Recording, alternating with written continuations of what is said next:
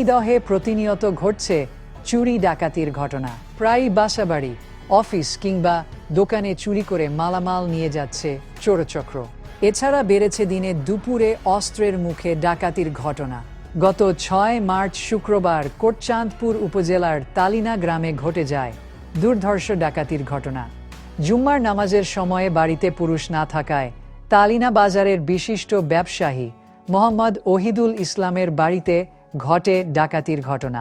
ডাকাতেরা দ্রুত বাড়িতে ঢুকে অস্ত্রের মুখে বাড়ির মহিলাদের জিম্মি করে টাকা পয়সা লুট করার চেষ্টা করার সময় প্রতিবেশীরা টের পেয়ে চিৎকার করলে একজনের গলায় ছুরি চালিয়ে পালিয়ে যায় ডাকাত দল। পরে পুলিশ এসে ঘটনাস্থল পরিদর্শন করে ব্যবস্থা নেওয়ার কথা জানান। এই অবস্থায় সবার মধ্যে ডাকাত আতঙ্ক বিরাজ করছে। অতি দ্রুত এই ডাকাতদের গ্রেফতার করে এলাকার শান্তি স্থাপনের দাবি জানিয়েছেন স্থানীয়রা।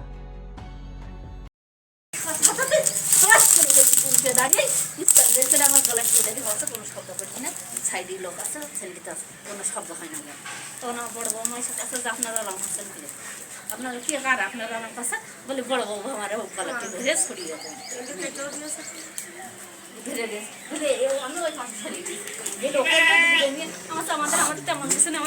আমাদের সত্যি কথা জানে যে 10 জন শপিং দশজনে জানে যে এটা হালাল রুটি খায়, মানে একদমই আমার বস আমাদের সাধারণ মাদ্রাসা তো আমাদের কেউ তেমন কিছু নেই, বস বলা লাগবে না কি আছে না আছে,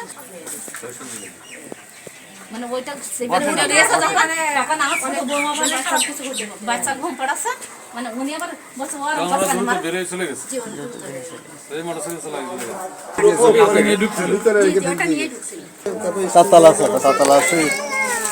আছে